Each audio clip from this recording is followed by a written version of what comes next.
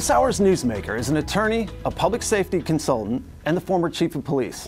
I'd like to welcome Councilmember at Large for the City of Houston, C.O. Bradford. Councilmember, good to see you. Thanks for being here. Thank you. I'm pleased to be here. So some people say that the city sometimes over-regulates. Do you feel this is the case? Well, first, the good news in the big picture, Texas and Houston are doing okay.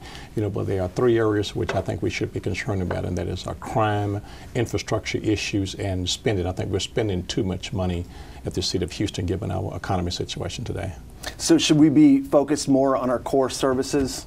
Well, the city's business should be about the delivery of core services, which include basic sanitation, garbage and water, infrastructure issues, and safety services, and we're doing a lot of things beyond that.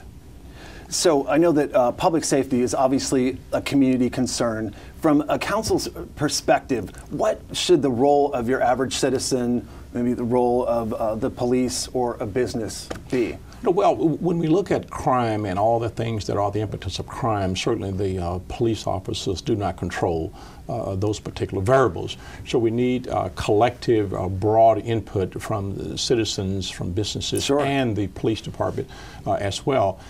Citizens must be actively engaged in what is going on in their community. Work with the police officers to set up neighborhood watch groups and know your neighbors, not just a once a year national night out and get to know your neighbors then, but throughout the year, who lives next door, who lives down the street, and be nosy. I mean, when you see something that's out of place or a racial level of suspicion, call the police, notify the authorities, or write it down, write what you see, videotape it, use your cell phone to tape these things. If it turns out that something happened, you have what could be crucial evidence there. If not, it's just a waste of a piece of film or a video in your camera. You can erase it and move on about your business. Sure, and Houston's a big city. I mean, unfortunately, that's part of what goes along with being a big city. It is huge. It is huge when you look at over 2 million people here, over 600 square miles, and having to police an area that's not zoned. Neighborhoods do vary from section to sections, different sections of Houston.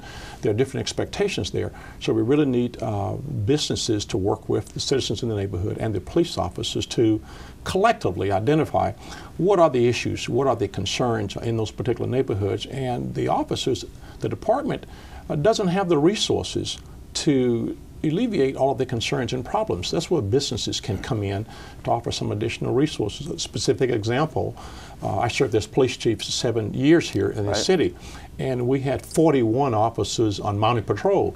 We only bought 3 of those horses. The other horses were donated by citizens, by businesses, and that's very, very helpful. With the bike patrols are very effective in business centers, large apartment complexes, parks, some neighborhoods. Those bikes were primarily donated by businesses to the police officers. That's great.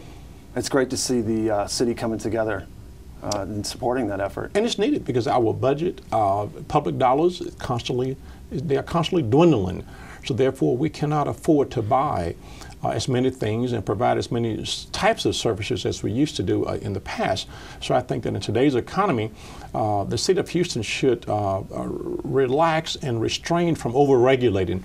Businesses and citizens tend to do better when there are less regulations. I believe there are too many fees, too many taxes, and too many permitting requirements in place in Houston.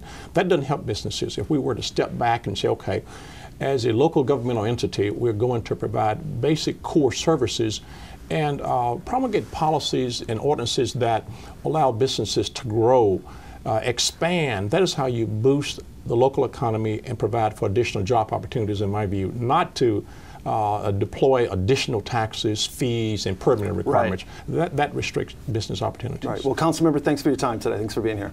Thank you. It's a pleasure to be here.